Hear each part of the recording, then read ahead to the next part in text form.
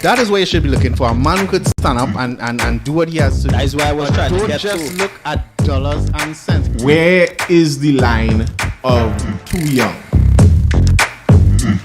And is it at 18? And if they leave these children unattended, the future does not look bright at all. Guys, what do you think church people are afraid of when it comes to speaking openly about sex? This is before marriage? Before, yes. Wait. Listen. Calm down. Hold on. This is before marriage. While we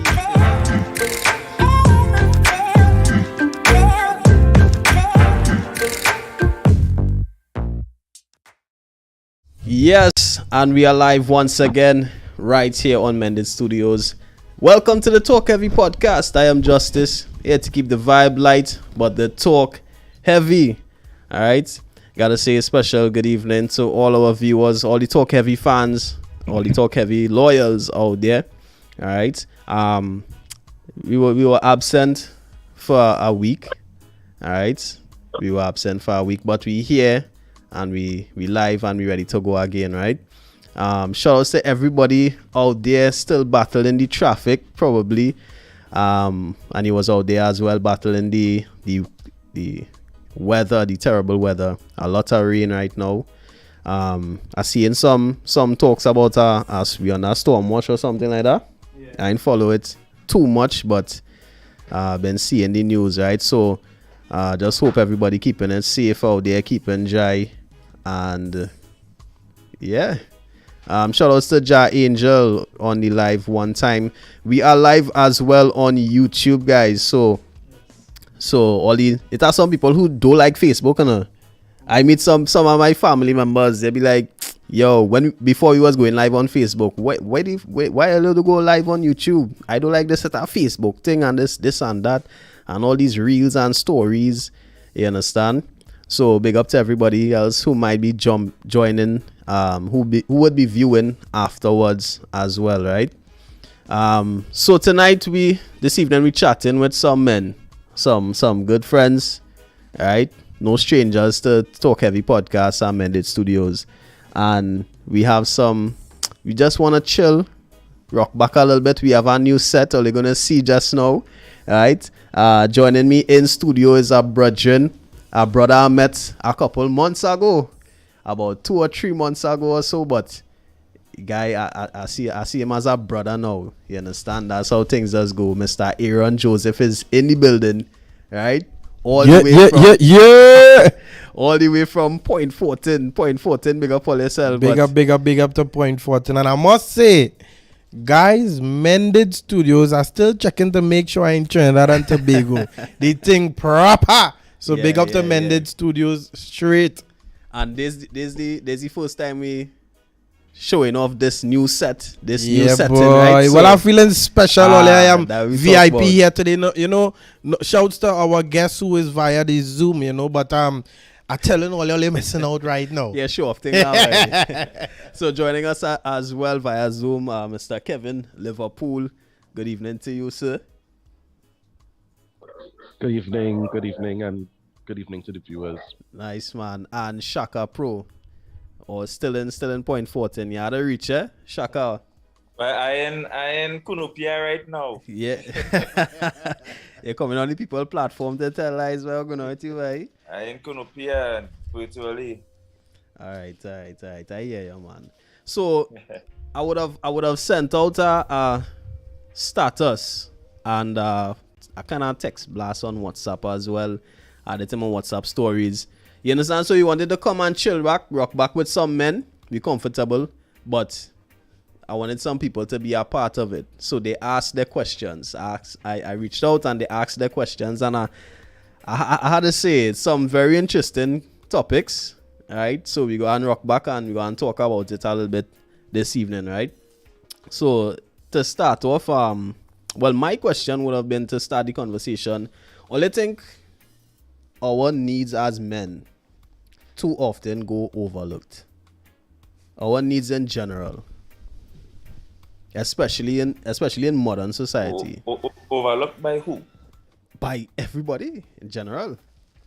I want to interject, and I would say yes, definitely. You know, just a simple example. When Mother's Day is around the corner, you hear hype, you hear sale, you hear everything. But when Father's Day come, people is like, when is Father's Day again? So you know, just to add, I believe and I think that we men, you know, they class us as the black sheep in the race, and I mean, come on, let me be real. It has The some underdogs. The underdogs. people who don't know when Father's Day is, you know. No, it's serious. It's truth. I being honest, I don't even know when Father's Day is. Big I don't man, know big when it's man, gonna big come. man. But you's not father. Yeah, it's a father. No, but watch me. That is not really embarrassing. It's just to show that you remember if the people around you was actually giving that hype, you would remember. It's just like your birthday. You know, some people will make sure and remind you, but we not really reminded when Father's Day coming.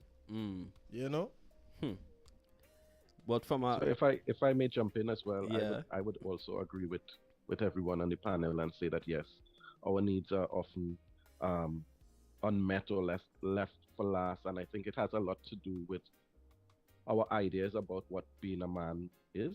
You know, so if we think that a man must be strong all the time, then we won't take care of men having weaknesses. So even we ourselves leave our own needs unmet. When you think about something such as prostate health, when people have Wow. talked about this a lot, um, that's killing a lot of Trinidad and Tobago men, um, and mostly African men, African descent, men of African descent, because that's a need that we leave unmet because we associate that whole exam around prostate care with, homosexuality, for example. So we have these ideas about what it means to be a man, and we too leave our needs unmet. So we ourselves do perpetuate that. So I had to agree, you know. yeah. I had to agree.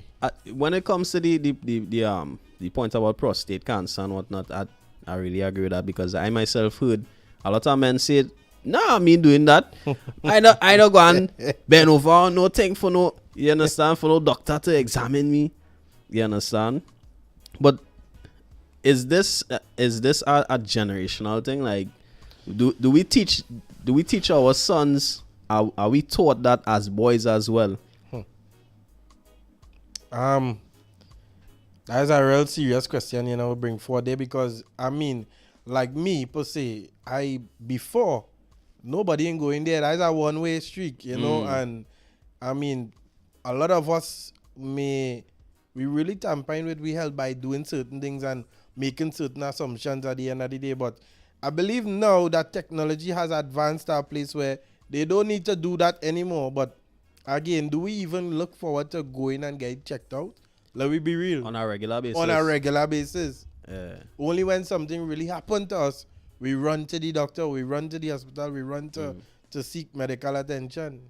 And women don't operate like that at all, you know? No. When it comes to But that means that we overlook our own needs then. Yeah. Yeah. Yeah. Because I be honest, I can't remember the last time I went for a normal doctor checkup. Yeah, because we're supposed to be strong all the time, right? Yeah. We're supposed to be the protectors and the guardians and the kings, terms and ideas associated with the sort of ultimate strength. So taking care of yourself, and even from a very young age, like a boy falls, you'll expect him to dust himself up and get up. If he's crying, some people may say he's being like a girl, so even so to answer your question, yes, we teach boys this from very early. The last time I was here, I spoke about that concept of psychic self-mutilation that we all, most of us, I should say, as boys, go through, where we cut out parts of our lives, the emotional parts of our lives, the caring parts of our lives, because those are seen as feminine things. Right.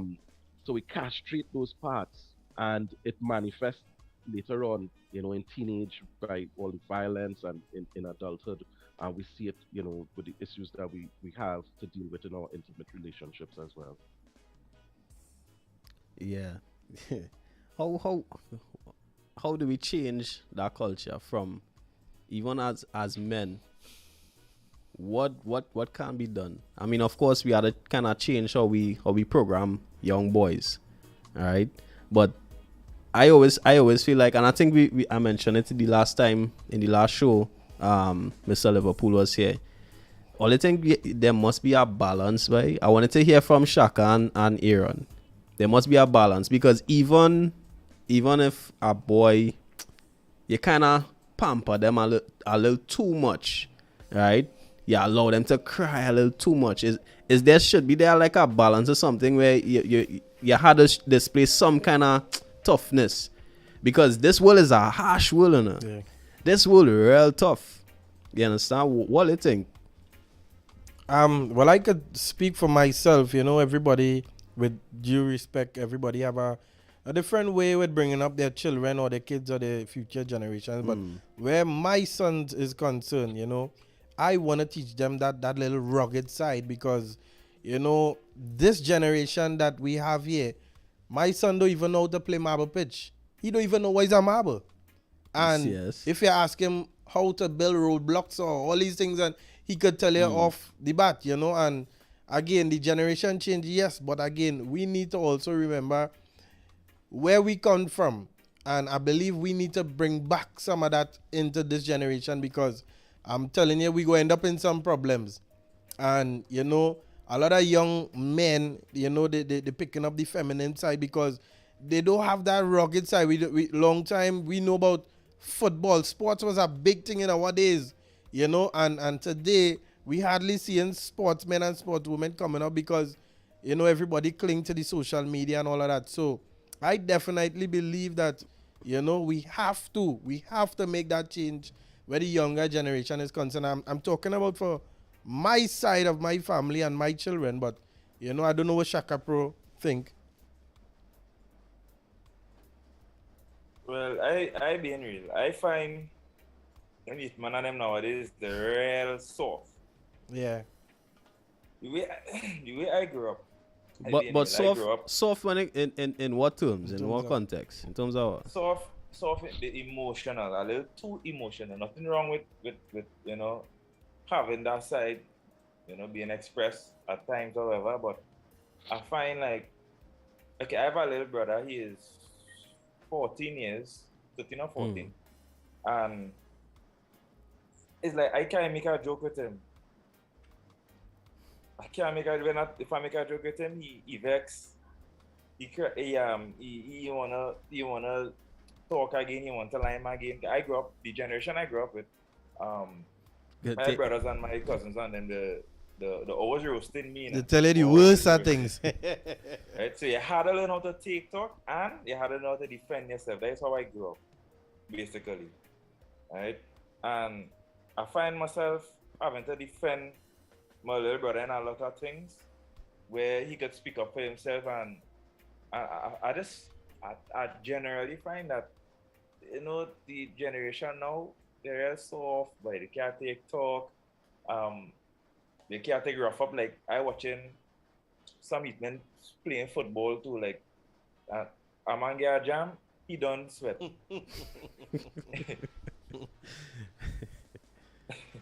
I remember a lot back then. We bust we too. Before long we captured the bus here. Football still going on. The only thing that stop sweat Now is probably street life. Now sweat Or start. something. So, I would I have a daughter, but if I had a son, I being honest, I taking the same approach as Aaron. Say I teaching him how to be more rugged, because at the end of the day, you don't know what life goes through at you, and you had to be able to mentally develop that kind of ruggedness to deal with life now. So that I mean. I of course with the right balance, because as Kevin was saying, we don't want to be raising men who can manage their emotions properly. You understand? And that's a vital part of any man's upbringing, because we don't want to be breeding a bunch of overly aggressive men who can't control their anger and all of that too. And all that is part of emotional, what they call it, the emotional intelligence. Yeah. nowadays, right? So some of the questions from some of the viewers, of course, there was majority women, right? we know the women like to jump on these type of things, right? Someone asks, what makes you cry? That's a question for the men. Yeah. Nothing. That lie again. No, but I mean, it could be, you know, on a personal response, on a personal level, if you want. For me, to be real honest with you guys, you know, 2 years ago I gave my life to Jesus Christ, and since then, brother, I being honest with you, it's like God opened up an emotional side of me. So sometimes, one thing before even anything at all, before I even get saved, you see, seeing children weak and can't help themselves, I will mash up like a potato. So, like in hospitals and things, I can't go and see children suffering. It will mash me up. So that will make me cry. You know, and now as I say, well, you know, my emotional side, I believe, open up because of that love that I receive from God. And sometimes I watch a little movie and the tears nearly come out, boy. Oh, God. I'm being honest Nah, with you, man, brother. I'm being honest. Shaka, you believe this man crying for movies, right? I'm being honest. Trouble is this, right? So this is our first. I ain't say I crying for movies. Aye. I say sometimes I may watch a little movie and you know it's so, you know, I'm telling all you that little side came out. And again, we men think that we not supposed to cry. I don't know, for whatever reason. I'm a human being, just like everybody else. And if I cry, I cry. My mother died and I didn't even cry. But today, I feel that emotional connection, and I believe is that what allowing the tears to flow. And men, I'm being honest to all the men at the end of the day. Let me just send this message as we here. Open up and stop putting up that wall, because we believe that we need to be the rock. We need to be the head, which we have to. But again, the emotional side is what sometimes how we in a place that we don't want to be sometimes. But some men just argue it's not safe, boy. It's not safe because It'll show weakness. not that out. It'll show weakness to other men Right. who see you as prey, Right. who would want to pounce on you. So Right. you're in a vulnerable stage. You know, it's like the animal kingdom. Yeah. Right. Yeah. From the time the lion is weakened by for whatever means, Yeah. the other one go Yeah. look Come to on. attack his unit. You understand? So in terms of that, you might seem kind of weak or vulnerable, but and then again, to some men, they say, "Boy, anytime I open up to my woman, she does just laugh at me or something, or say, well, big man like you, take whatever." You understand? What do you think about that? So, people who study differences between men and women, researchers and scientists and these type of people, they have recognized that when it comes to crying, the hormone responsible for tears, there's less of it in men than True. women. You True. know, I so believe men, that. men cry less and also cry differently from women, right? So I think also, so when we talk about men crying, we have to recognize too that it may not be the same way that a woman may True. cry or grieve over something that is sad, True. right? So we can't judge a man based on how his emotional reaction may be in a moment of sadness. Additionally, like was mentioned before, you know, there are these, like you just mentioned there are a lot of barriers, you know, so it may not be safe to cry. People may not take us seriously. That may be a defining moment. Like if you cry on your job, people will brand you, you know, a particular way because you're a man. You're supposed to be strong. So that would affect how people see you as a leader. You know, things like that. So there's that physical part or that biological part, but there's also those social elements that kind of make it really, really difficult for men to cry. I want to agree with Randall. Seeing children in real vulnerable situations is something that always triggers me. You know, like hearing some of these stories on news and things with children like being abused and things like that. That is one thing that gets to the core of me. Also like Randall, I watch a lot of these. Aaron is his name. Aaron, sorry, Aaron. Thank you. I watch a lot of these little cartoons with my children, and some of them have some real sad storylines. Yeah, bro. And Yeah. You no longer and watch a cartoon? Yeah, bro. I'm telling Yes, you, when you have some of children, them. it has happened. Yeah. But research also shows that when men have children and are involved in fatherhood, actively involved in fatherhood, their level of testosterone drops.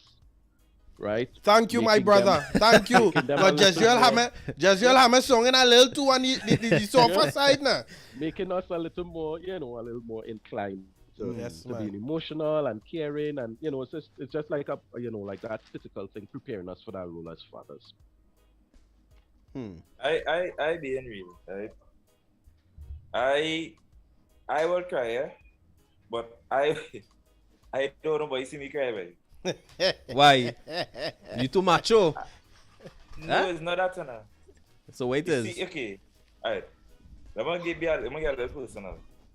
So, you see, when it comes to my family, I must always, to me, this is me, right? It might sound like controversial, but this is how I does you. I must always seem like a strong tower, basically. Like, how to say? I mustn't show weakness, or else my family would not feel secure. I disagree. Right? That was it. It not necessarily convenient to everybody, but this is me. This is just me. Right? My wife, okay, as I say, I'm making it very personal. Well, everybody know about the condition, this kind of condition that my wife had. And she was already at a place where she real broken down bad, like real bad, and she had no confidence. She feeling like she being tortured, and it's like she didn't know how to really live properly, and she needed my strength basically. I had to be there for her. I had to, lift her up all the time, always lift her up. And I remember that moment I had showed her weakness, well, like it did really get to me, and knowing that she couldn't hold herself up and seeing me now breaking down, and know for a fact that made her feel more weak now or more vulnerable, because I am the one that really holding her up now. And so that was say personal to me, the way that I think in this particular context. But that's just me, boy. I don't like to show my weakness in front of my family, in front of my daughter, especially my daughter. And I want you to see she father as a Superman. Let me cry in my private time. I say I ain't gonna cry at all, eh? Let me cry in my private time, in my personal space, and I back on my feet after that. That is me. Now I fully understand where you're coming from, my brother. But I just want to ask you and Jezreel, is tears weakness? No, not tears. No. Not tears. I say I will cry, but not in front of. Well, this is Nothing why I'm wrong with asking. crying. Why is the tears showing a No, sign of weakness? Not the tears, no. It's the energy. I feel it's like it's way more. It's like it's a more Okay. of a spiritual or Okay. something that further than the physical. Okay. Because I just want to say that, and I mean, not all women. We talking across the board here. Some women like to see tears from a man. You like to see that? But, Yeah. But why? Well, it shows that emotional side. When you connect a woman emotionally, and she see that emotional side of you, some women, I mean, some men real slick too. They will get some alligator All tears. right, You understand what I'm saying? I know about that. I hear about that already. Right? So, Yeah. Very interesting. I want to read that comment here. Lovely Rose, good evening to you. She's saying, I appreciate a man who doesn't feel ashamed or afraid to express himself, But she's also saying, my husband cried over a dog and I couldn't understand that. And that's my point earlier. Nah. That was my point bro. earlier. So what I if the think dog was the best friend? that's the thing, bro. That's the thing. I think there are a lot of trials that we face as men Yeah. that we would love our women, Yeah. but they wouldn't understand, boy. They wouldn't understand. They That's wouldn't why I could understand what Shaka saying. He would cry in his private time, but I would also advise that you be emotionally vulnerable amongst your peers now, boy. Yeah. Men who could actually relate to what you're going through, men who went through what you're going through now. Yeah. You understand? And I mean that I could imagine how hard that would hit with hit the situation that his wife was in, and then she seeing you cry now because hey, I done so weak already. You was the one who holding me up. You understand? You know, I just want to say, men, like this man with the dog here, the woman who talking about the guy with the dog that died, men grow emotional connection to things differently probably from a woman. You know, it's like, I could remember a time I had a vehicle I did real love and I lend a significant other the car to go out, and when I come back, the car have a scratch on it, and I felt like you take me and really scratch me. So we build that emotional connection to something. I know some men who love the game. It have men you cannot touch their PlayStation at the end of the day because they build that connection. You know what I mean? So men, we just have a different kind of connection rather than women at the end of the day. I believe so. True.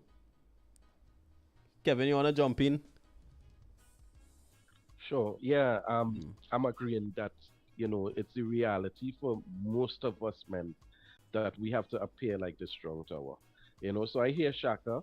So that even though I may say, in theory, men supposed to be their authentic selves and should be free to express their emotions without fear or apology, the reality is, pressures from different places in society makes us believe that we have to put out this facade that everything is okay, everything is under control, and that's really part of what being a man is in Trinidad and in Caribbean.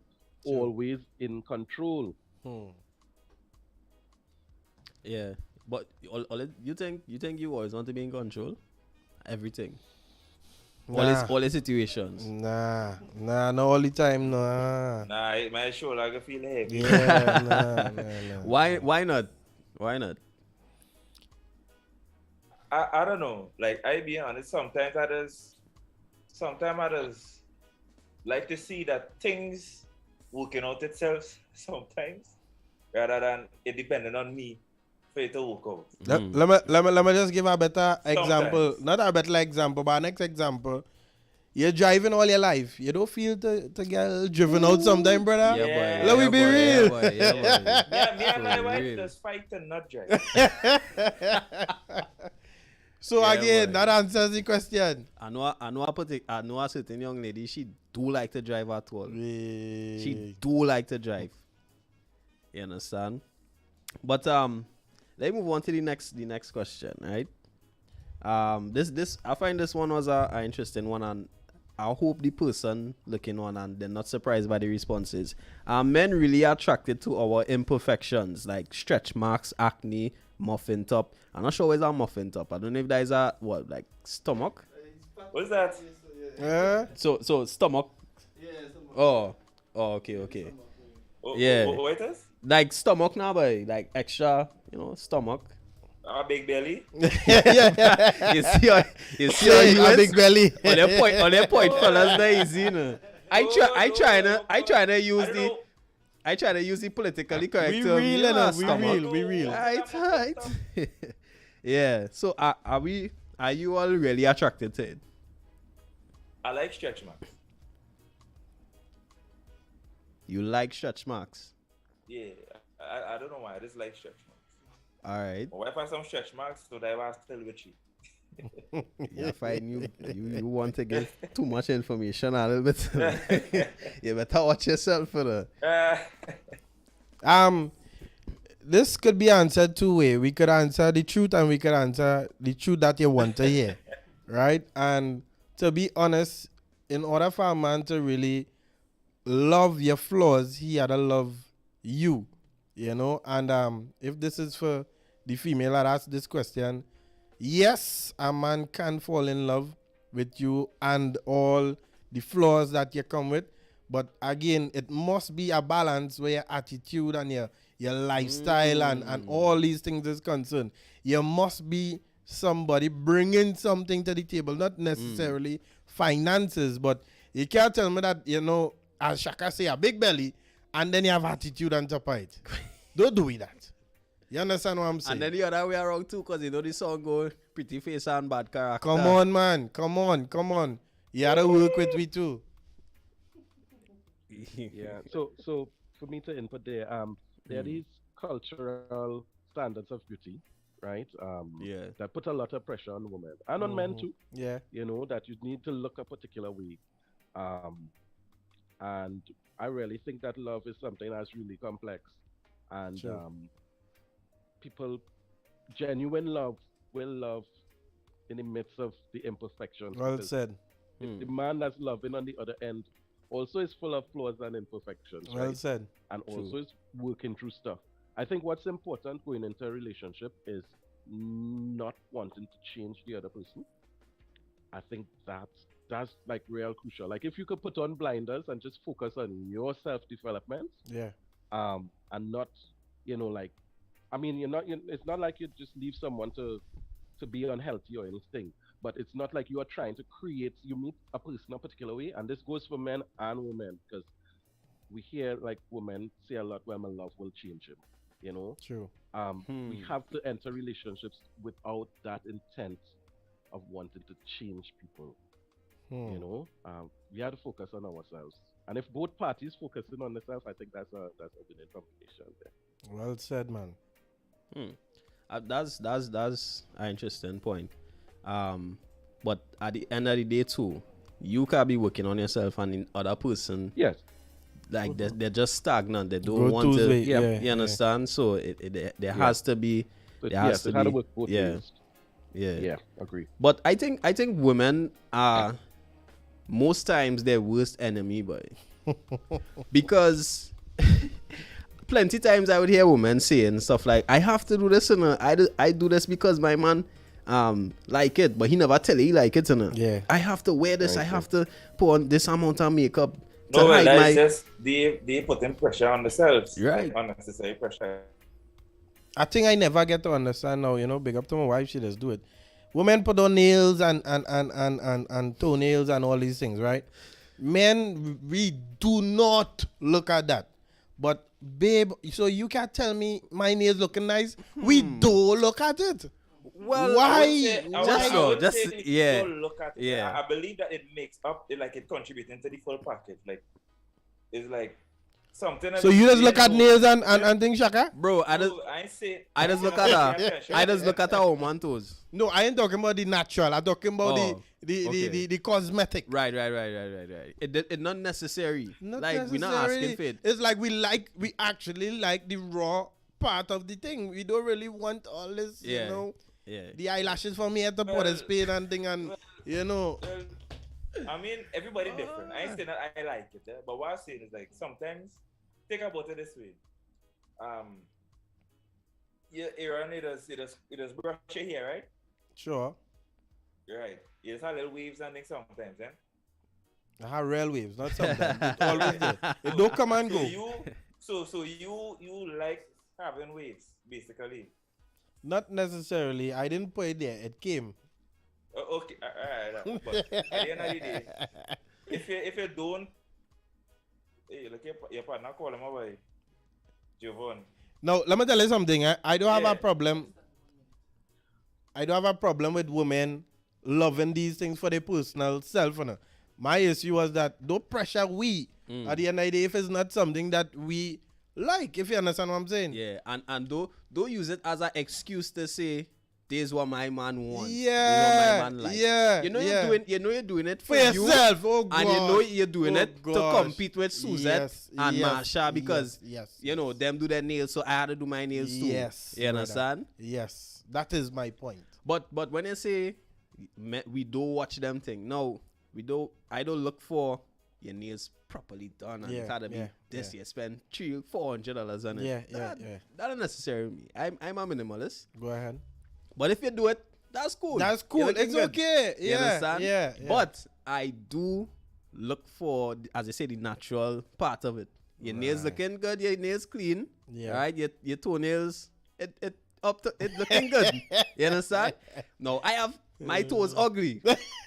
So my toes can't be looking We can't have two set of ugly toes. my toes can't be looking better than yours or just like yours now. But Yeah, yeah. you understand? No, well, yours can't be looking like mine. Yeah. You know what I mean?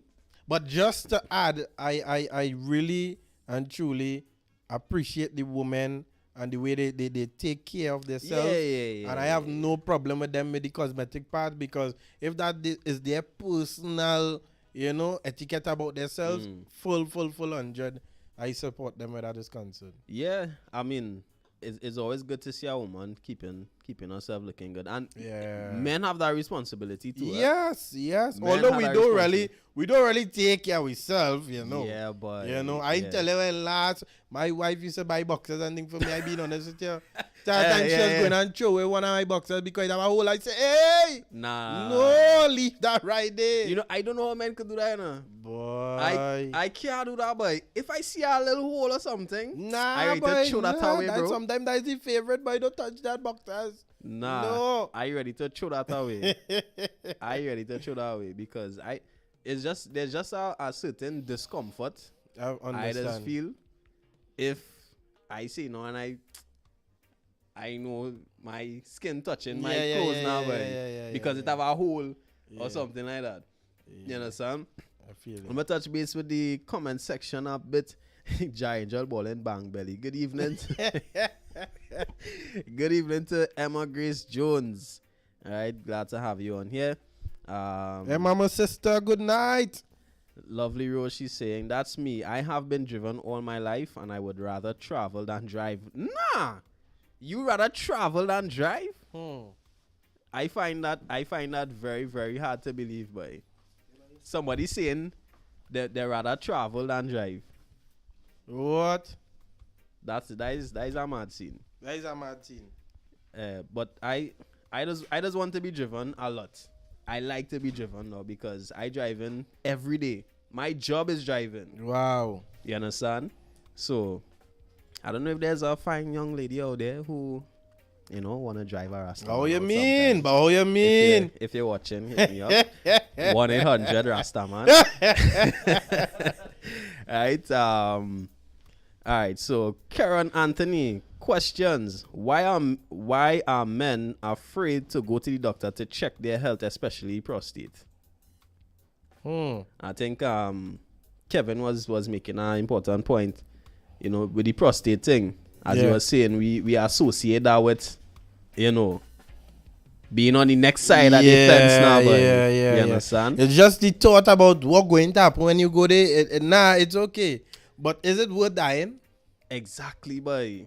I feel personally, if I is at the age of like 40, there's recommend you do the prostate exam. Yeah. Yeah, I feel when I reach that age, I would do it, but You serious? I don't care. Yeah, I doing it. Big man thing. You doing it? Yeah. What do you think? What about you? Brother, that topic, I feel I had to go into some serious.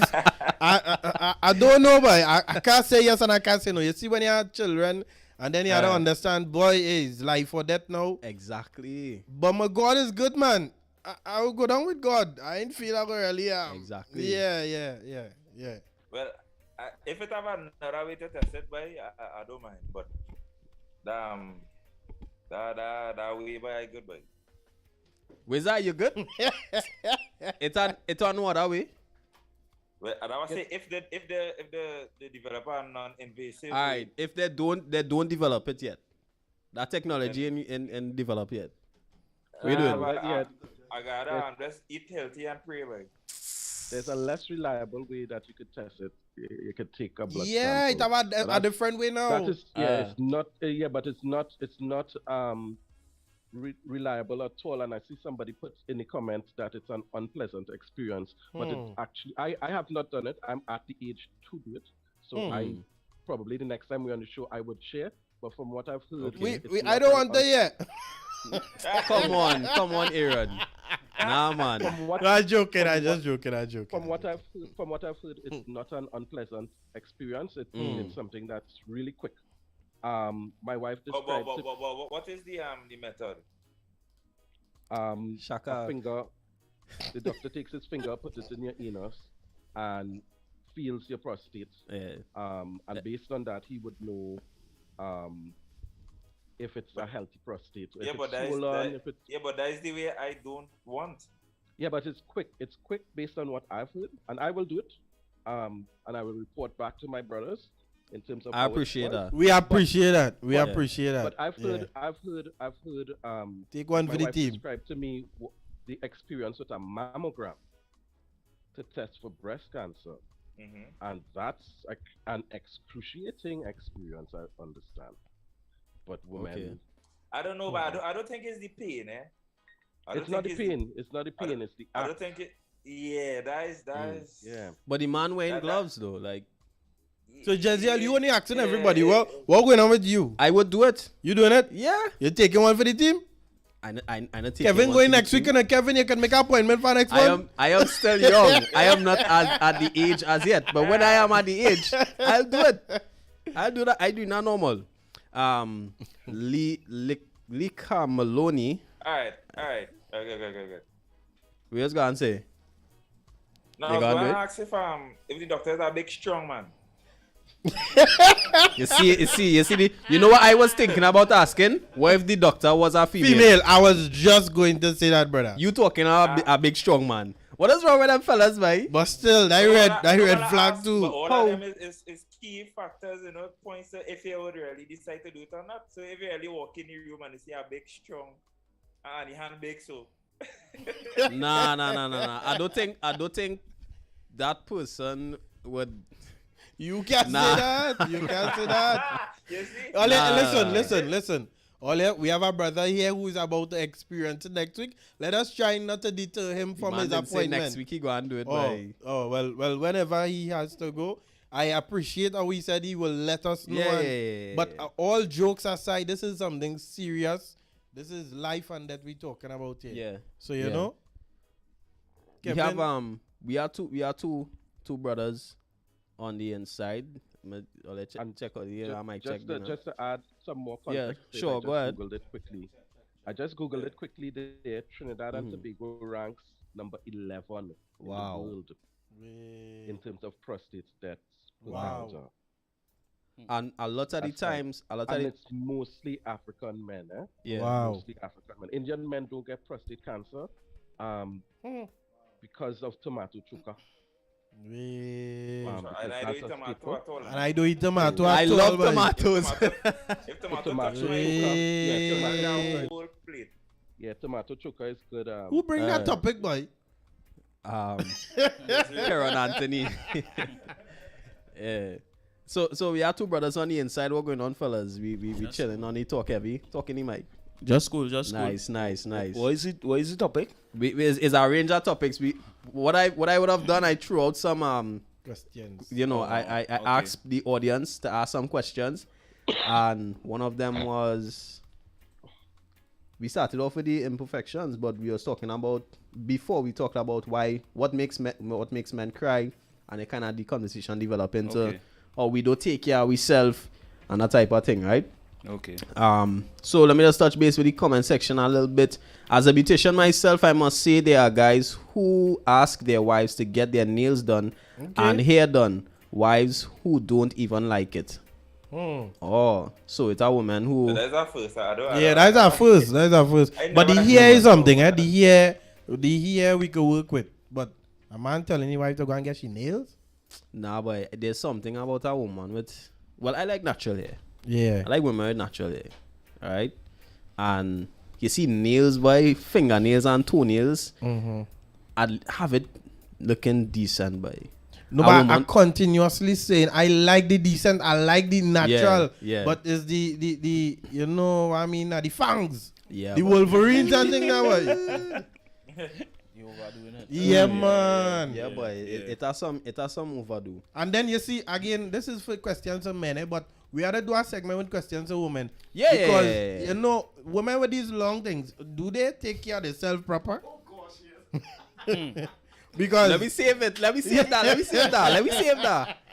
Remember ladies, that we question. come for no war. Eh? We come for war tonight. We come for peace. And we come to solve some solutions here tonight. Nah, it's a no war here. It's a No war. war. Love. All right, next question, right? Why men don't like to hear we need to talk? Why don't men like to hear we need to talk? I like to hear it. I basically like to hear it because you don't know what I expect. So yeah, that is one of the main reasons, because you don't know what to expect. You get nervous as you hear that now. I do like it because if you have something to tell me when you're ready to tell me. Yeah. Waiting. Oh. Well then we need to talk one time. One time, yeah. If you can tell me one time, just tell me. If you can't tell me now, don't tell me that you have to talk to me.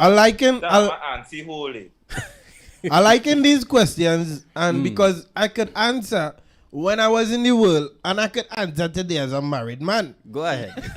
When I was in the world, and I hear we need to talk, we don't need to talk no more. Yeah, you know. Because something coming that you don't want to hear. But today, as you know, the show, a positive. My point. I used to call some of them the 1500, right? We ain't go down in that today, right? But today, as a married man, we need to talk. It's a good thing. It's actually a good thing, you know. So all the single men who ain't married yet is a good thing. Don't worry. We don't get frightened when we hear we need to talk. I often find myself in the position where I talking too much, because if there's a problem, let me do this. No. Yeah. No. Yes. But That is me. I just give in sometimes, because sometimes at that very point in time is not the time to have the conversation. So I go rock back and know when, I know time and place. Yeah. You understand? But I don't really get we need to talk really. I would get the question one time. We're going on with you, you know, XYZ. There's the problem. And I'm a problem solver, so nice. That's me. So I want to talk one time. Who we boy Kevin? Kevin, day man. Yeah, I'm here. I also don't like to hear that phrase. Nobody does. I've been married for 19 years. Wow. Ooh, congrats. Yeah. I think it's what Shaka was saying, you know, it kind of, you know, put you on edge. If we're not dealing with it right, the whole day I'm thinking about what did you I do. Did I say something? Did I didn't do something, you know? And so I think, but I think if in our relationships we talk often and we have moments for talking, regular time to talk, I think we could avoid that as men. That just sudden we need to talk moment when our partners can't take it anymore and it just build up and they need to off with it. Yeah. You know. Facts. So you at least want a heads up, like a warning or something. Tell me what it is about. Tell me what it's about. But I tell me believe what it's about, so I know how to gears up myself. I believe some women just do that for spite too. Eh? Oh, they go call you while you're on work. We need to talk later. And hang up. Yeah. Because you see, if they suspect something, that is a way for them to fish. Oh, all right. If I see him call or a message and come in, everything all right. Yeah. On the edge. And sometimes too, I think women, just like men as well, just need space to talk and share, and not necessarily for us to solve or fix anything. Yes, my wife just said that. You know, we tend to listen to fix something. So just tell me what the problem is quick, and I will fix it and move on. But they want to get all the emotions. We are fixers. Yeah.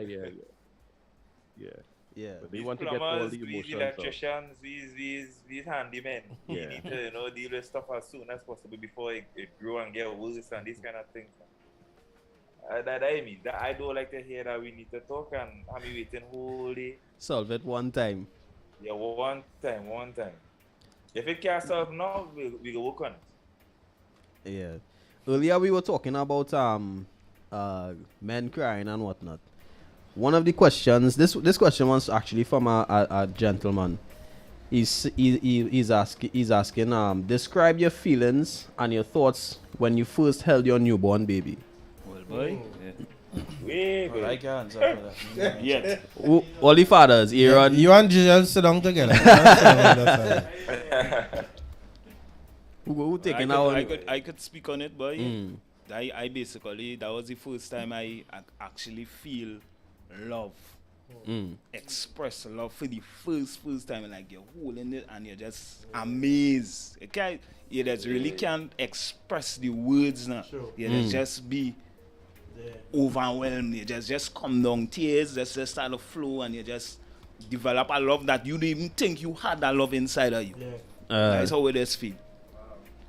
I'm gonna tell you something, especially nowadays, not me, I'm talking on behalf of men, especially the men who, you know, it was an unwanted pregnancy, you get a girl pregnant and all that maybe wasn't right. When that child born, the entire family, the landscape does just change. So having a newborn child, I mean, this is more than just having a child. It's like you have birthed a new generation on the earth. So it's more deeper than just having a child. Right. Shaka. Well, when my daughter born, I've been honest with you, boy. I was speechless because, I accustomed delivering babies when I used to work on the ambulance. They used to call me the midwife. Serious? Yeah, Shaka. Yeah, I deliver real babies. People used to afraid to work with me because we always get a pregnancy call and we have to go and deliver a baby. But I used to like it. I don't know. I just something I was in a new life, in front of your eyes. I don't know. That is something about that. But when it was my turn, all my training was out the window. I started panic. I started, talk to my wife, telling the nurse to tell me to shut up because I talking to she too much while she in pain. But when the baby born, boy, wow. I was like, to be honest, this was my thoughts. So light skinned this child is, boy. Like this child is white. But you's a red man. No, well, yeah, but it's only because I was being son, I was, look a little brown. But I know, but because in my thoughts, I thought that my daughter was going to be a little brown skin or a little darker than red skin. But my child was white, and I was like, You got frightened. Okay. No. I was just surprised and kind of happy because I don't know. I don't know. But you see, when she started crying, boy, I don't know, but it's like I just had a smile. I didn't know what to do with myself. I didn't know what to say. When they gave me a shit to hold, I was like, hey, boy, this is mini-me here, boy. This is mini-me. So, I don't know, just an experience that they can't replicate, but basically. Good vibes, man. Good vibes. If I had to do it again, I wouldn't. But What do you mean by? nah, one is enough. Wait, all it done there? Everybody just say that. Yeah. Most likely. And then there's 2 and 3 and 4 popping up. Yeah. I feel I don't believe Shaka, you know. I don't believe Shaka. Right now, I understand Shaka. My tubes tie. I done. I good. I real good. Thank you, Jesus. I good. Tubes. Yeah. I real good. I have a little Sunday. Is 5 you have? Yeah, boy, 5, boy, brother, boy. 3 by birth from, my sperm, but 5 in total. And yeah, I real good there. Yeah, my little small side, my 5 aside. You have to rack up. Yeah, I real good. Small goal, hockey post. Yeah. Yeah, Kevin, talk to me now. Yeah, I'm sitting here and I'm smiling because it's real encouraging hearing men speak about the positive experiences around fatherhood because, that's an area where there's a lot of stigma. You hear the term deadbeat dad. And personally, I find that sometimes that term comes out too quickly. Yeah, boy. Because men also, I recognize, are involved as fathers in different ways from mothers. I remember recently I was at at my son's school, and the principal was telling me about how the men not involved, the fathers not involved, and I was asking what does that mean, because if you are equating coming to a PTA meeting with being a good father, I mean, I think that's simplifying it a little too much because men may have to work, men may have shifts, it's so just to just make like some simple comparisons like that, I think is damaging. But to hear men speak so positively about fatherhood is a really encouraging thing. For me, our first pregnancy was a happy didn't end in a very happy experience. I was really excited about becoming a father, but the pregnancy was very risky for my wife. She had preeclampsia, and the doctors had to take the baby very early, like about 6 months. So the baby, my daughter, would have only survived 5 days because her lungs wasn't fully developed. But even that experience too was one that life-changing. To see that new life in the world, even though she was there for 5 days, is something that is imprinted in my memory. I have 2 other children, and the first time I saw my son, he was red, he was white like Shaka say. But yeah, that was, and I mean, a son, this was something about seeing a son, that was real. It gave me kind of strength. It gave me feelings of strength, and then I had a daughter after. So yeah, so I am also agreeing with the men here that it's such a wonderful experience being a father. Yeah, man. Well, you had it nice, you a boy first, right? You say you have it nice. Then my wife come with the results for the gender and tell me it's a girl. I feel like You wanted a boy? I feel like, why? well, I don't know. I can't talk for that man, but all men just want boys. All men. Yeah, I think so. I agree with that. Yeah. So let me move on to just before we move on, I just remember something I wanted to share, right? I have a good brethren, a good friend, right? His second child, his second baby, he wasn't able to be in the delivery room. I actually had to go and line with the man outside the hospital. For whatever reason.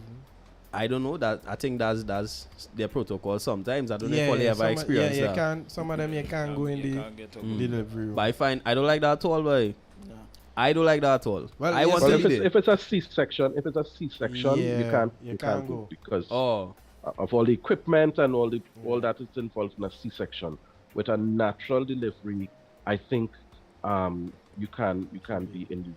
But you see what happening, I believe, this is just my knowledge. What happening in the hospitals now, they using the room with random females that having kids at that same time. So you can be in the room with 3 other people having children. So they're not allowing the fathers to be in the same room. But they're right outside. They have a waiting room right outside. Yeah. Well, then put my wife in a separate room by herself. But well, you could also pay for a private home at about $12,000, and That's a thing.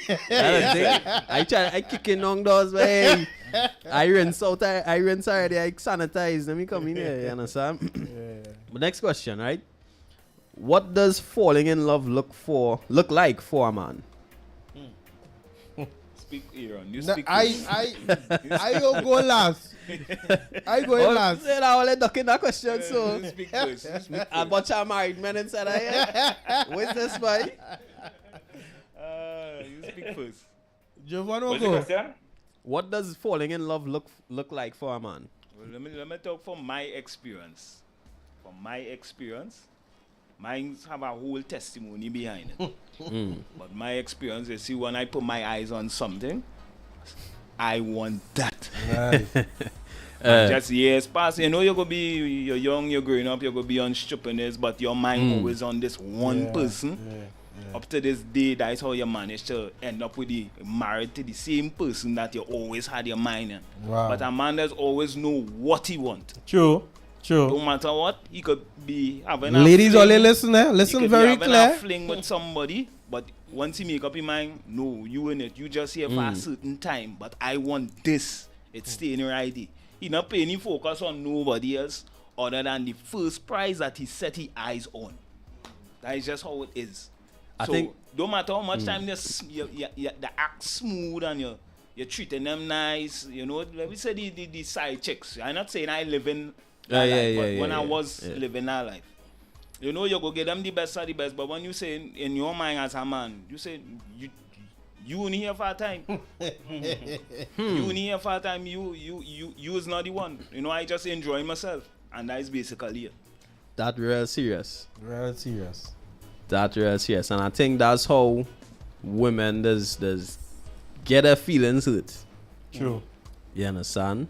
They don't know. They're not sure. I think they don't know how to decipher when a man taking them serious.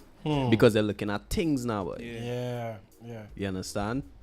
The main priority is to look at the things instead of intricate qualities that the man might possess. True. You understand? And it has a lot to do with about how they portray themselves or how they value themselves as well. Yeah. Because just as you say, it's our men. I know men who just talk so even now. Boy, she just for a season, no. They entertainment now, but you see, Yeah. X, Yeah. yeah, My hard day. that is a day. Go ahead now. Anybody else?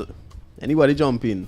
Well, boy, from my experience, my whole thing have a testimony behind it too, but since primary school, I know my wife, right? Wow. But we went our separate ways when it is we leave school and whatever, and come back together, leave, come back together. But the last time we come together, before I get saved, the last time we come together is when we know we truly want each other. And that is when, and all that is when I get the love of Christ also now. Boy. Is the love of Christ really how me loving, like how I loving she now? Go ahead now, brother. Because Let them know. Let them know. I didn't know real love before now. So a different experience. Yeah. Yes, Before I would have boy. treat she like a normal girl, Yes, but now boy. treat she like a wife because Christ say love your wife as Love love the the church church, now, boy. So that is my whole thing there. Because of Christ, I really love in my heart to love my wife now. But I didn't have that love before, like how. I want to have be it. real honest. I want to be real honest. Fellas, ladies, whoever come across this afterwards, I don't think nobody in this world will understand love until they have the love of God inside of you. Because being honest with all you, I used to tell every single female I with, I love you. And love is something that don't ever die. Yeah. And this is why if you know how much females tell me, Aaron, I will love you till I die. And all of them still living and all of them hate me probably today. So then that could never be real love.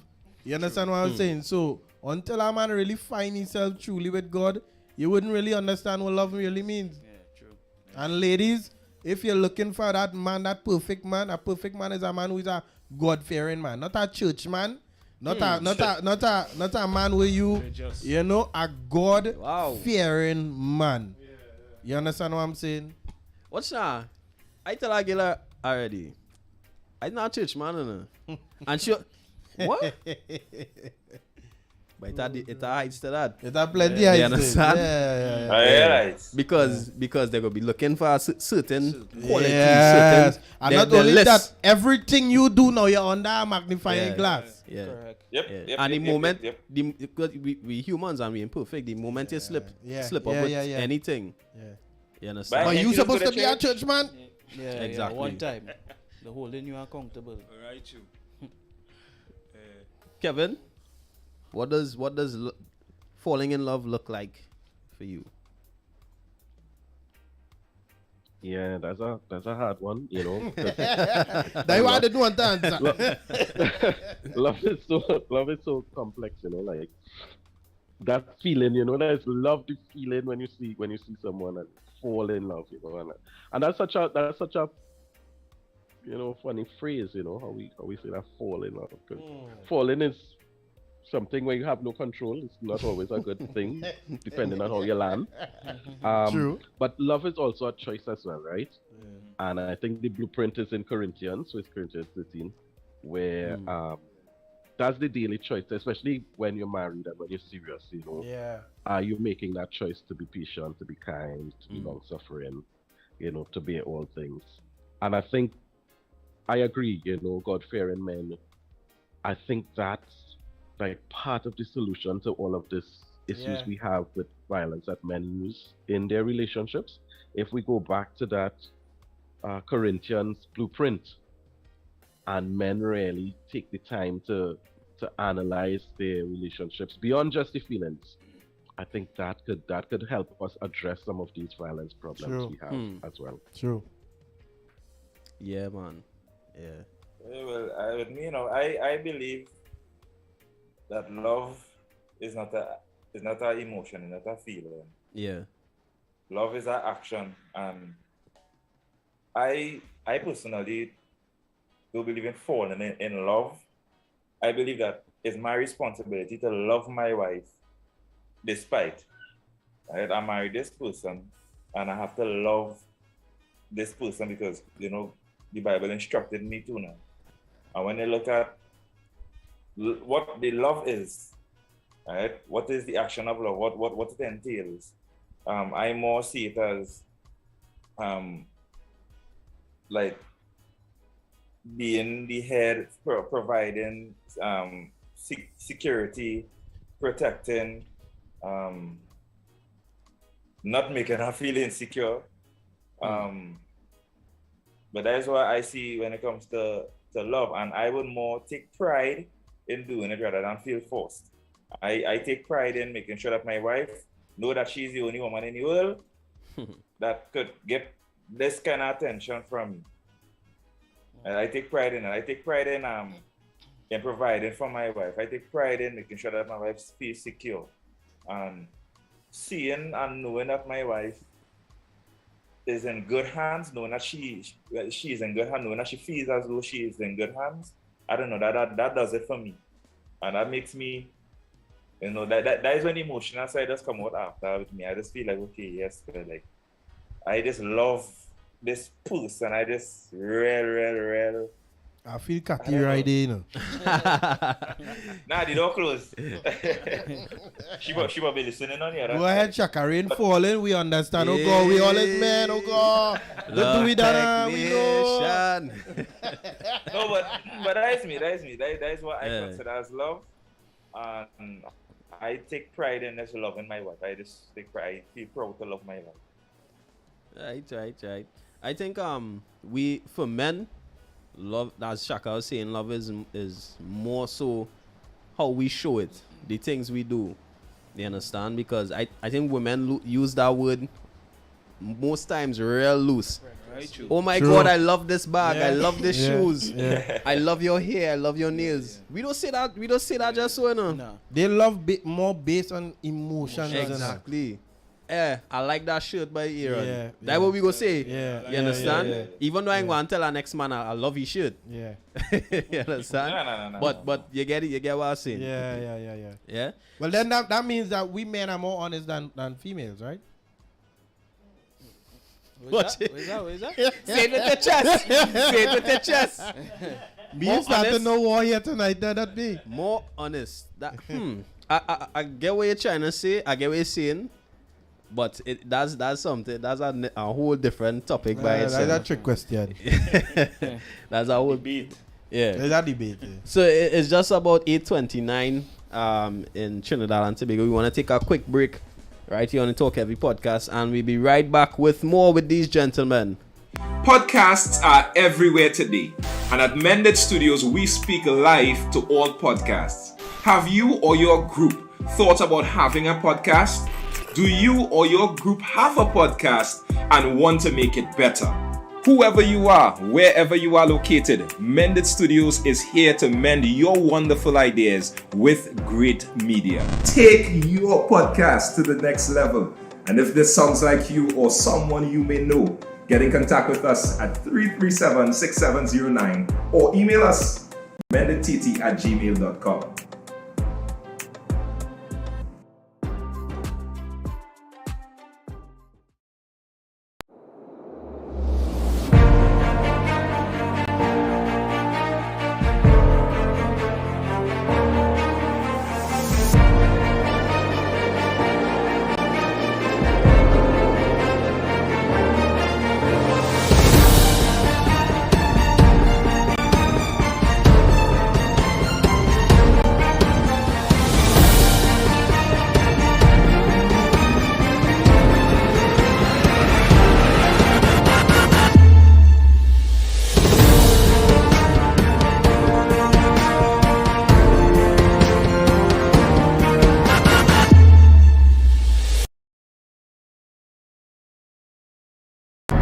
Yes, it's happening October 1st at 7 p.m. One Heart, the production. Come to the Little Carib Theatre, corner of White and Robert Streets, Woodbrook, and enjoy performances by some of our top local gospel artists. Terrence Bain, Stephanie Joseph, Sterling Roberts, JD, Sonja Thomas, Lisa, I remember when I tried to hide. Doran Charles, I offer my life as I live it. and Jaron Nurse. With MC and comedian Alan the Entertainer. Special guest appearance by Alan Charles of the UK. Music by DJ Versatile and DJ Travis Ambassador. Tickets only $150 available at Living Legacy Pharmacy, Arima. King's Lounge Barber Spa, Arima. Restorative Center Kingdom Community. 24 The Convenience, Rosalina Street, Woodbrook. And from all cast and crew members. Or you can call 477-1121 or 379-3846. For a limited time only, purchase 5 tickets and get 1 free. One Heart, the production. October 1st, 7 p.m. at the Little Carib Theatre, corner of White and Robert Streets, Woodbrook, Port of Spain. Don't miss it. This October, Soundforge comes alive with the most anticipated event of the year, Imela, the concert. Located on Christopher Samuel Drive, Mokorapa Road, St. James, on Saturday, October 8th and Sunday, October 9th. Come expecting to be blessed as we say thank you for the album launch of award-winning gospel artist Brandon Best with the first of its kind 2-day album launch featuring Michelle Sylvester, Jazzy, Nisa, JD, Nathaniel, Curtis Jordan, Udo, Jaron Nurse, Positive, Blessed Messenger, Fahrenheit, and many more. General tickets $100, VIP tickets $300. Be sure to get your tickets for both days. One album, 2 different events. Imela. Sponsored by Soundforge, Music TT, First Citizens Bank, the Ministry of Tourism, Culture, and the Arts, PRW Enterprise, and more. 6 p.m. sharp, both nights. Imela, the concert. Prepared to be blessed. Let's give thanks.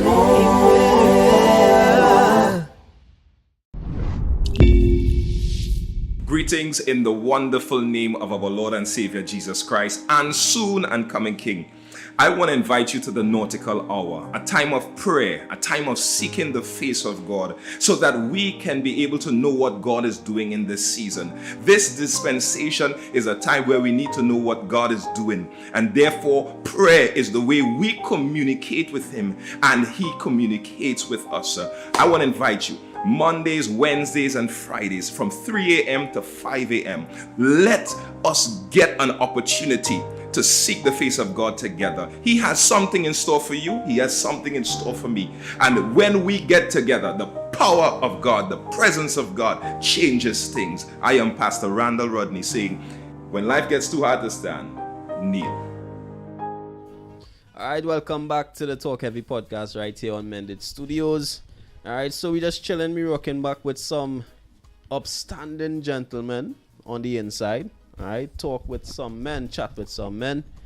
All right, and we have some questions. So far, they talk a little nice. They talk heavy. They talk nice. They talk heavy. We just chilling, right? And you know the thing is, right?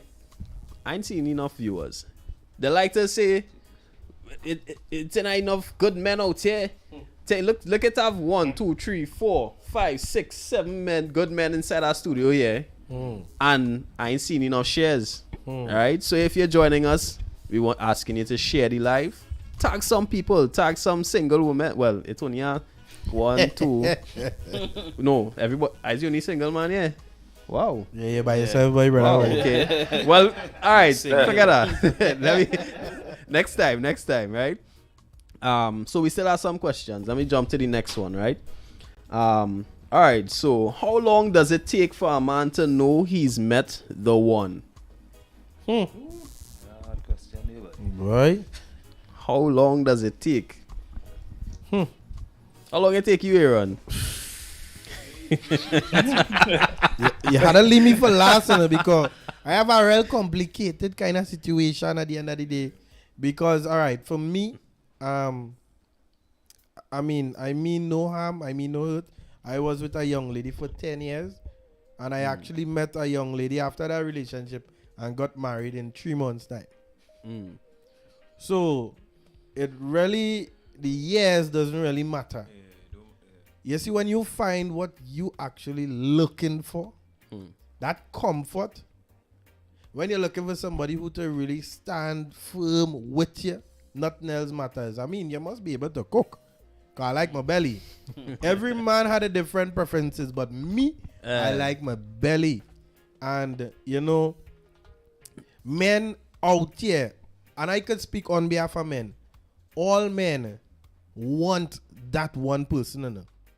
But a lot of us, we searching to find what we looking for in a woman. A lot of men, if women get to understand, find out how a man mother was. And if you get to understand how a mother was, and you put yourself even close to how that man mother was, you guarantee how that man had. Because men look for that quality. Remember, all right, it's like years you grow up getting comforted by a woman. So obviously you will look for that same comfort in a woman to spend the rest of your life with. All right. Ladies, I will take a little I'll take a little blind for that, right? I give you a nice little pointer there. Yeah, they're getting free nuggets. Yeah. Well, boy, my thing is, what you guys saying? How you guys know when you're How long does it take? It don't take long, you know. It's just that connection. When you build that connection and that bond with that person, and you see that as Aaron say, the qualities that you want.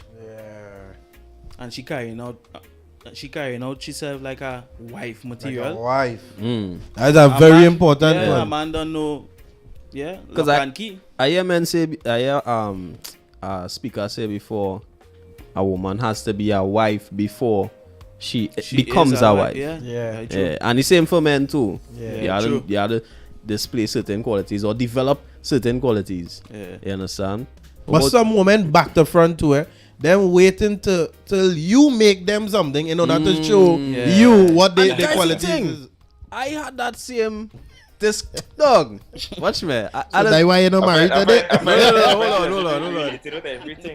Hold on. I was having a conversation with a young lady already, and somehow the talk went to, so wait, a man you with, you wouldn't wash your clothes once or cook something and say, hey, cook, come for some food now and pack a little lunch for him for the work for the next day. She said, no, that is wife package. That wife thing. So I asked myself, so wait, you wouldn't want to show this man that, hey, you capable of doing certain things. Now, I'm not saying that he within his right to say, yeah, cook for me. Or I bring him my clothes, wash it for me. You understand? You still want to show that you're capable of doing these things, and I actually turn it around. So you're dating this man. Don't you expect him, like if all you go out or something, and something happen, and next man playing mad or something, you do expect him to jump in that position to protect you. Which is not his position at the end of the day. Exactly. So it's the same thing. Yeah. So that's I find that as be funny. I don't know if any of the women viewing, they want to weigh in on that. 3646991112. You all can give us a call and let me know all you think. Right? Weigh in on the conversation. Kevin, what you think? Yeah, well, for me, I know Shaka was saying that love is not feeling, but for me, I fell in love. I fell head over heels. So when my brother shared there that it doesn't take long, I agree with that. I got married very early. I was 23, and a lot of people were saying like, well, you had to experience life and you have to make sure you have a degree and you have to make sure you have to have this and that and the other. But I say the opposite. I mean, you need to have a plan, right? Both you and your partner need to have a plan. But I don't think there are these pre-requirements on marriage and family. I think you're not going to be irresponsible, but I think, with much prayer and advice from elders, but at the end of the day, as an adult, even though you may be a young adult, the decision is yours, and True. and you have to as well know that it's not going to be a bed of roses. It's not going to be sunshine all the time. But for me, yeah, it was. I fell in love. I fell in love. Yeah, man. I always had the notion that I had to get to know you real good first, because they say, "See, man, come live with me." It's two different things. Yeah. You understand? That's a true saying. Yeah, and then before you know it, you have people arguing about toilet seat and squeezing toothpaste and all kind of madness. Right? So we acknowledge it. For a man, it doesn't be long. True. It doesn't be too long. All right. Some men doesn't know what they want to know. True. Yeah, some men True. live for the pleasure too. True. Yeah. Live for the pleasure. Some men just Like naturally greedy. I didn't know what I want until I meet my wife. I being real honest. I thought I didn't know what I want. You thought you didn't know? Yeah, I thought I didn't know what I want Right. until I meet my wife. So then it had a one woman who, you're willing to run out for, jump out yourself. All right. Yeah. All right, so then we jump to the next one. Right. I guess we touch on that. One of the questions was, why do men feel the need to internalize emotions? We touch on that. Yeah. All right. What makes Bad man don't cry. Bad man don't cry? Why do some? Well, we touched on that already. Are you comfortable with your wife or your significant other making more than you? Yeah. I don't see no problem. He's saying that because his wife making money. So you put any man business out there, I right? don't see that no problem because this is why a wife is there. If a man, all right, let me say a man get laid off from his job, right, and your wife making 6 figures, how much figures she making? She's still going and pull up her husband regardless of what. Even if your wife stop work, you as a man have to pull up your wife regardless of what. So to me, it's not about the money, it's about the support.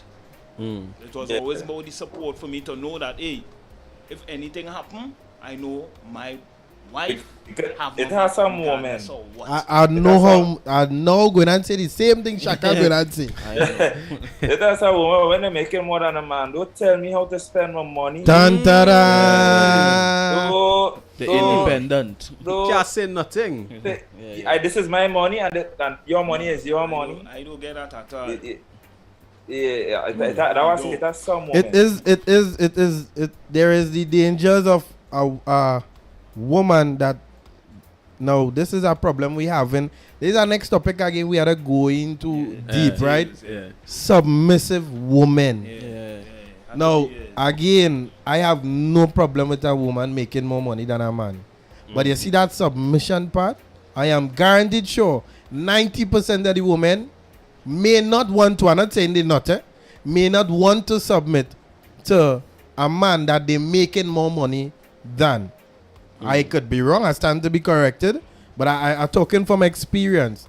Seeing a lot of men facing this because their wife or their significant other making more money than them, and they had to pat down.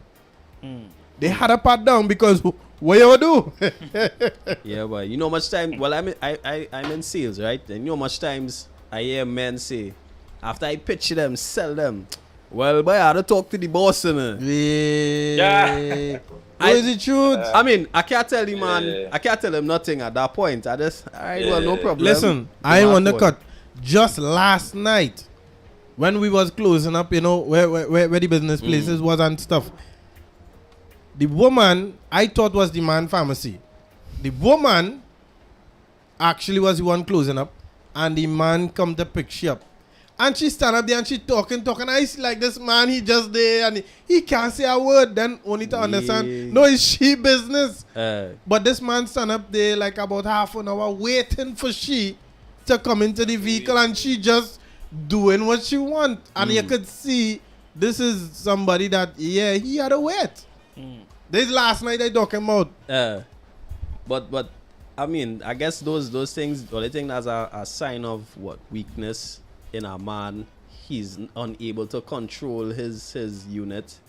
That's why you just have to do your research before you go and jump in relationship. Eh? Right. You find out what's the woman attitude towards money. No, but Shaka, I stand, I agree with you. There are also some women who may put on a show in the earlies, catch you on your flat foot, and then hit you the jab after.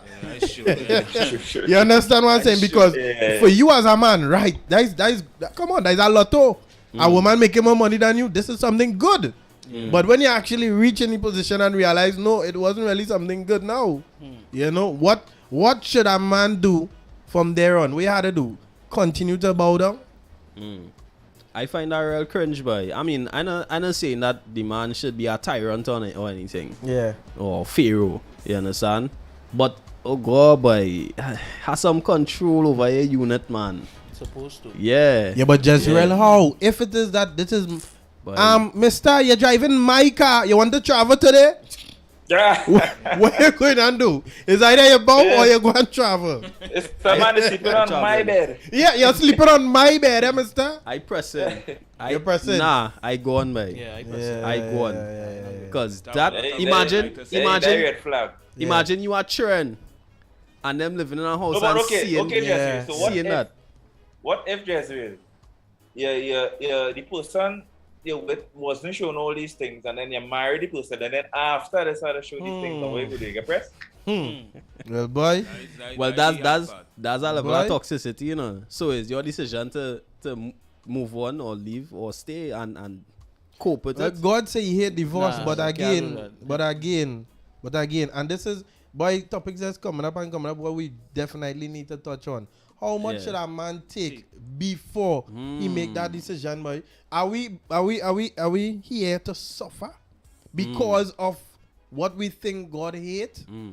Yeah. God hates suffering more than what you understand. To be honest, sometimes women just put men in some corners and then they just use the scripture cards on them now.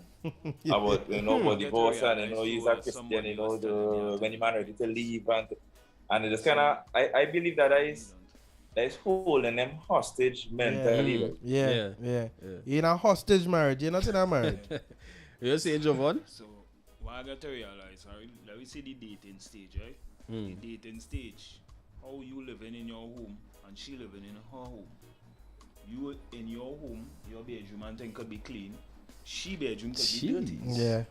But when all you meet together, all you don't know that. True. So when all you get married, that's when you get to see the real person in this. Not only that, I feel when marriage happen, boy, I don't know, I asking women to change. Cause my wife changed. My wife did change. And my wife changed. No, it has changed. I had to put on it has changed. Now let me tell you something about me. Jezreel, I had to sleep on the couch. Jezreel. That's the next thing. When you finish, I will bring up that. At time when I in the world, they invite me to a song clash. And in the song clash, everybody's friend and nobody want to call nobody name. I say, what you bring me here for? You bring me here for heavy talk, I talking heavy. Yeah, right. We in Mended Studios, we talking heavy. Right. My wife changed. It's at a point in time I started to feel like, you want to get set up, boy? And one of the things was, I as a man get married to do the thing the right way. Right. And then I get a comment like, that is all you want? That is all you like? But that's what I get married for. You understand what I'm saying? We talking heavy. We talking heavy. No disrespect, no disrespect at all. Enough respect to the woman. But I had to be real sometime too. And men, don't be afraid to talk out. It's not that we talking with business. It's that men going through these things today and they don't know what to do. Well, I could talk about what I went through because my wife is a totally different person now, praise God. But I remember my wife was like a lamb when I met you, like a lamb. Like the most peaceful being ever. But what happened when you get married, her mother started to kind of, I don't know, boy, get involved herself. I started getting my wife head, and then my wife started to, all of a sudden, my wife turned from angel to the next thing. Alright? And I been honest, I ain't saying that I was all innocent and thing. Yeah? I know I more used to react or respond to the way she used to bring across certain things that used to make things worse. Yeah. Alright? But I really get to realize that at the end of the day, I am a man. Right? She is my wife. The Bible says, you know, she's supposed to submit to me, but then too, I have to be a person for her to submit to. Yeah. So I had to fix me first, right? And then I had to put on some rules, put on some laws for her to really get in her role now. And after that, my marriage fixed. My marriage fixed. So it's work, it's hard work, and I call it cultivating your wife. You have to cultivate your wife. That's a difficult thing too, eh? When not easy, when in-laws involved and close proximity. Easy. My wife and her mother was like sisters. It wasn't like mother and daughter, like sisters. They're not separated. But I had to put a little median in between and let you know it's me and married here. That is true, eh? Leave and cleave. And that's the next thing too, eh? What Shaka mentioned, sleeping on couch and thing. I not on that, you know. I not on that. Okay, now we don't do no, that. No, well, I just saying, but it I meant this had a face that. Nah, I never sleep on a couch. I ain't sleeping on no couch. Yeah, dog. I ain't buying no bed and sleeping on no couch. I not. What if she buy the bed? So that ain't nothing. Where's yours is mine and where's mine is yours? Oh, I thought so. Men, let's stop promote that. Yeah, we boy, ain't sleeping on no couch. Better you turn your back and we ain't talk. Nah, I turn no back turn. It's a different kind of. No, that back turn. Why you ain't married nobody yet? No, well, as yet. I know you was going to say that. As yet. I was saying, but no, but just let me tell you something. As a married man, there's a give and take just the same way too, eh? I understand. So just how you put in that attitude, there are things that you want just the same way. And you wouldn't want that attitude in return. Now I see, I know myself too. I full of finesse, dog. You lie down next to me. I rinsing out tears. I used to all them big talk to you, know. I used to all them big talk you talking. No, that was saying turn back. It turn back means that you getting in position for big people thing. Yeah. That's my analogy. With the psychologist, let me hear Kevin. Kevin there? I am here. So I'm going to the first question about the money, right? And I think the question with the money is more a question about power. And that's what was coming out. Who has the power in the relationship? True. And unfortunately, we structure our families around power, right? And I really think that in many ways we misapply this idea about husbands being the head of the wife to mean boss or the leader, and this idea about wives being submissive. I think we misapply it, and I think it would do Christian men, all of us, myself included, a whole lot of good to spend more time studying that scripture. Because what happens, we apply a very Western construct on the scripture, when based on my little research on that scripture, the word doesn't have anything to do with leadership, but has a lot to do with nurturing, right? That word head. But like I say, I would really love a Bible study where we could really take time and step away from our biases around what it means to be the head. And I mean, the Bible never said we are the head of the home either. That's just a phrase we use, like how we say render our hearts and not our garments. It's just something that crept in, right? It never said we're the head of the home. But it's just a discussion on power and who has power in the home.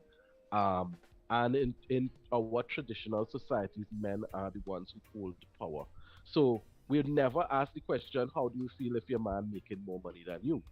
Because I mean, that's traditional, right? You want people, both men and women, are comfortable with the idea of men earning more, men being breadwinners, men having the decision. Um, but I think in Christian homes, and we should be the examples, we really need to analyze that concept of head. So like in my home, I don't use that, concept. I try really hard to practice a kind of shared leadership. I see Christ as the head of my home, and I see my wife and I as equally responsible um, for making decisions, for leadership in the home, um, and I really try to understand what that scripture really means. I really take time to figure it out, and I know a lot. Some people misapply it to mean that they are the boss and they have the final say, and in some relationships, that opens the door to violence as well. True. Because there's this thing called compensatory violence, where when men feel like the power is being taken away from them, like things like women earning more money, they resort to physical violence to keep their woman in check, to keep their woman in line, right? And in my work, that's like something I'm interested in working with men in understanding. But like I said, I think we would have a lot to gain by taking some time and doing some Bible study on that concept of what does that whole scripture mean with husbands are the head of the wife, like Christ is the head of the church. Christ is not the boss of the church. Agree. Right? I agree, but there's one thing I will build. I would more say that I do think that my wife and I are equal. We different. We have different roles. She as a wife as what the Bible describes a wife to be a submissive woman. She would more support, be more of my backbone. Right? She would support me. She would like if I am the more hardworking one, obviously, in my marriage. So she would more support, make sure that she cook for me when I don't work. She would make sure that my clothes clean and stuff like that. I'm not forcing that upon her. I don't, but she understands that okay, in our marriage, this is how our marriage is. She doesn't work. She have a business that she running kind of decide, but I am more of the worker, and this is how our personal marriage is. So it's tailored to us. So she would more be supporting me while I do the harder work, and I would make sure that it have food on the table, it have money in the house, it have the bills paid, that she comfortable to be in her role. So that is how it is for me. I don't think that we responsibilities are equal at home because of how our marriage is tailored and how our family is tailored, and it's more personal rather than just a general thing, how things should generally be done. I believe it all boils down to respect each other's roles at the end of the day. Yeah. But I also, if it is something traditional, but I believe that women are to submit to the man, because the Bible tells me that at the end of the day. And you see, there is reasons for that at the end of the day. The men, we are not emotional creatures.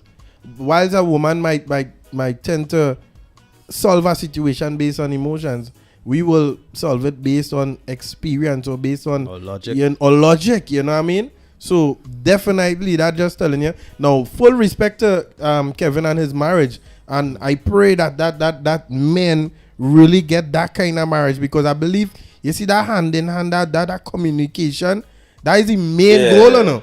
You don't even have to go down into that conversation as who is the head, who is the tail. Once you have that communication and that relation, this is what builds a relationship. It all comes down to the relationship. Yeah, it all comes down to that, So, full respect, man. Lovely Rose is saying, submit doesn't mean to be controlled by. Nah. True. Nah. True.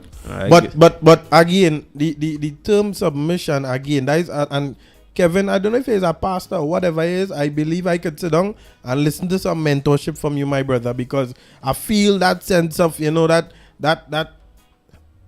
how I should put it, boy.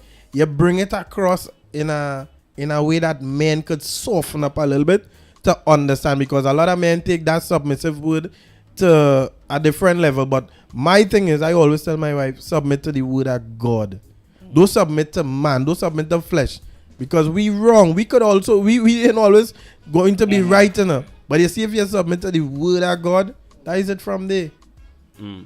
KC, JC, Jovan, all the thing. Normally when people hear that word submit, the best thing that I see. Yeah, slavery immediately. Yeah.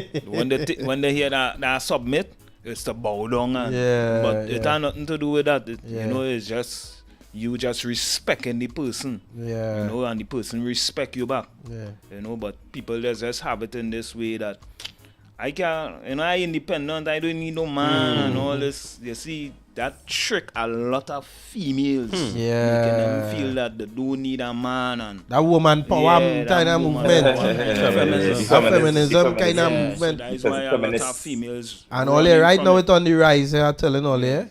Well, I also believe submitting don't really mean like in control, and yes, the man is the head of the home, as the Bible say. I agree with what the Bible say. Yeah. Because from since in Genesis, God tell Eve that thy husband will rule over thee all the have days dominion over your body. Right. So I believe the husband is the head, but that don't mean you have to control your wife. Yeah. You know, it in.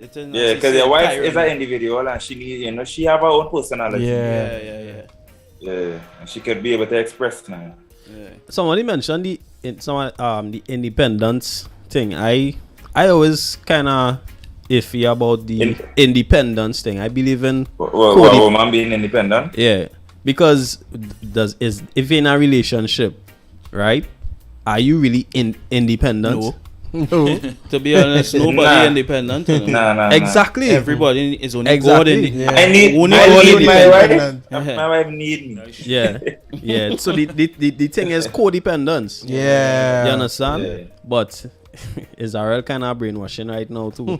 I believe husband and wife need to get counseling throughout the marriage. It don't need to be every month, but it's needed. I agree with that. I agree. I fully agree. I even agree that anybody single or married or in a relationship or anything like that need counseling. But men on the whole don't really like to hear that word too. That is the thing. You can't really tell me to go buy me. I don't need no counselor at the end of the day. And that all comes back to what we were talking about earlier. I don't know for you to tell me how to run my marriage. Right? Especially a man. Especially a man.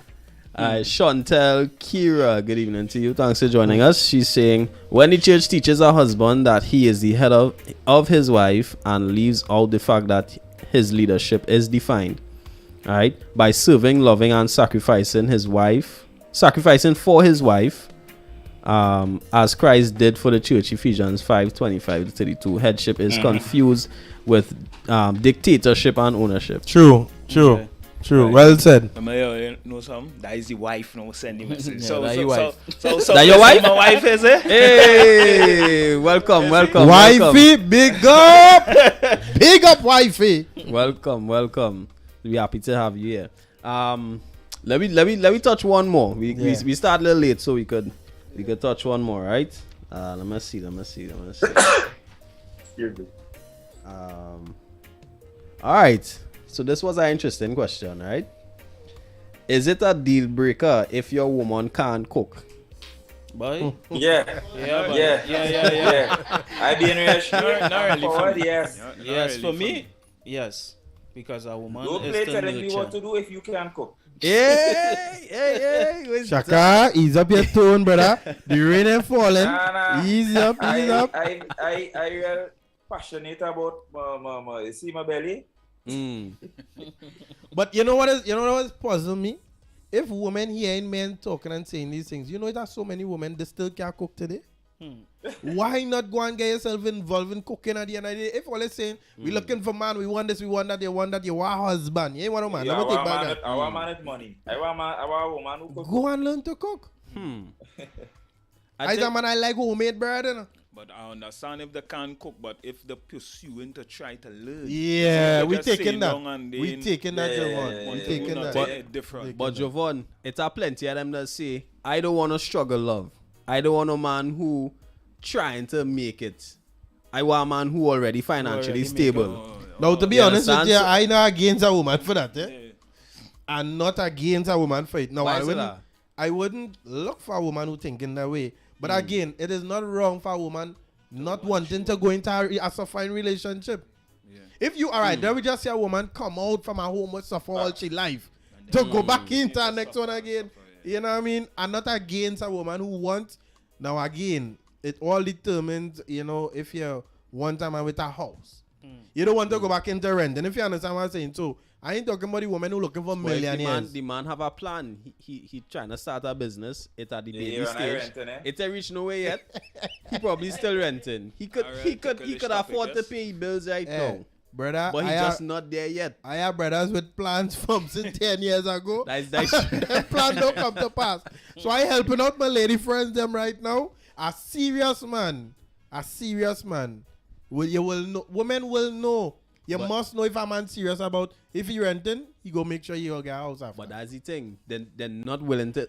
Plenty of them nowadays. They're not willing to work with him, or they're not willing to have that patience. Well, brother, there are plenty fishes in the sea, and so go and throw in it somewhere else. Yes? And the thing is too, like I think some studies show that a man really reaches financial peak at the age from between the age of 35 to 50. Yeah, I see. Go to our time then.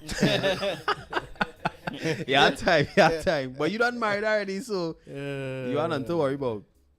All right. So guys, I could say we out of time. This was we had to have a part 2. I make sure I put part 1. And we're gonna have a part 2. Hope all you could join me. All right. And, I will try my best to be present physically as much as Yeah. I mean, want no shaky talk, brother. Yeah, no shaky thing, Shaka. You want no shaky talk. I am not a certain individual. So Hey. All right. You see where you're going. Musky music again. Well, all right. Shaky boy. Big up my brother Musky boy. But again, before we wrap up, I just want to tell the ladies, this is in no way we are trying to create any type of war or we don't even have to say segregation. that. Is love, is love. Because we just want all to understand we. Yeah. But because women really don't understand men, They don't. You I'm see, being honest. You see, the thing is, they have to want to. Yes. They have to have a desire to. And Yes. I was telling somebody, do a woman really trained and taught from a young age to be concerned about the needs of men? Because from the time a baby is born and he sees a girl child, protective mode one time, supply everything, spoil. That is it. You understand? But plenty times, and when we were boys, ladies first. Don't hit woman. Don't hit the girl. You understand? Let the girl go first. You understand? Are girls taught to be concerned about the needs of men? There are reasons why men love country women, country girls, because they were brought up differently. So, ladies, I'm not trying to segregate you away from people who living in the town or in the city. But I'm saying there is something different about the countryside woman. Well, the slang now is city girls. Yeah. In the city or whatever they say. And then after all they crying every night because nobody want to marry her. No, you had to be all they say is heavy talking. Save it for part 2. Now, Mister, don't bring me back heavy talking heavy. No, we talking. Come now, man. You know we better than that, right? Yeah. Alright, so that's about how much time we have for today. I want to thank each and every one of you for joining us right here on the Talk Heavy podcast. And remember, we are here every Wednesday from 7 p.m. Alright, right here on Mended Studios. I want to encourage everybody to subscribe to our YouTube channel, but we have some content on there. You can look back to the past episodes. Alright, subscribe and hit that notification bell so you don't miss when we go live again. And when we post new updates and new content, right? Also follow us on Instagram, TikTok, Facebook. We have a Facebook page as well, Talk Heavy Podcast, right?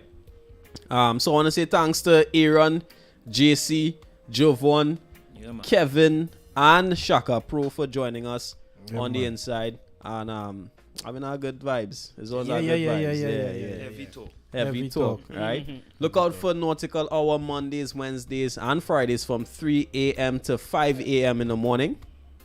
Right? Yeah.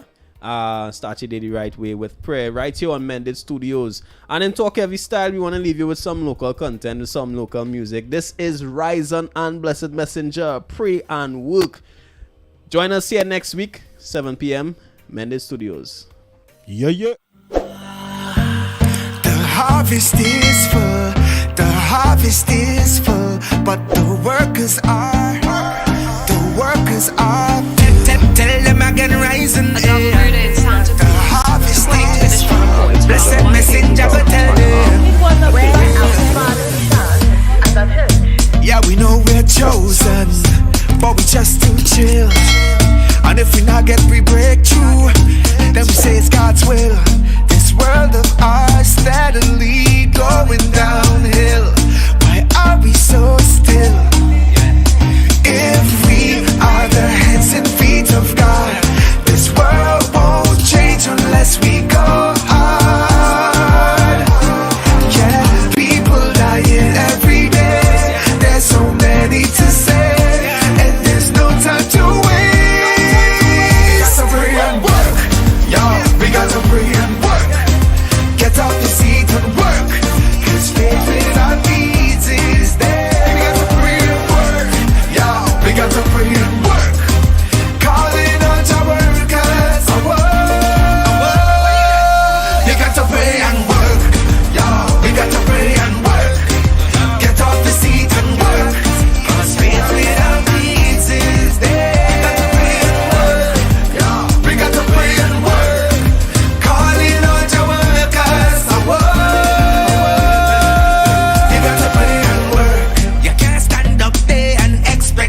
Working at your favor. God help those who help themselves. Trust in God and no one else. I miss a faith move mountains, but you can't move without moving. Come let we rebuild the wall. Come let we rebuild the wall. My God, command dominion over the land. So watch how you're treating your own brother, man. You got to pray and work and work and pray. It's the only way to change the nation. Yeah. People dying every day. There's so many to say. There's no time to waste. We got to pray and work. We got to pray and work. Get off the seat and work. 'Cause faith without deeds is there. We got to pray and work. We got to pray and work. Calling out your workers. We got to pray and work. We got to pray and work. Get off the seat and work. 'Cause faith without deeds is there. You got to pray and work. We got to pray and work. Calling on your workers. You got to pray and work. The harvest is full. The harvest is full. But the workers are few. The harvest is full. The harvest is full. But the workers are few. Yo, blessed. Where's the rising? Let's get to work, indeed.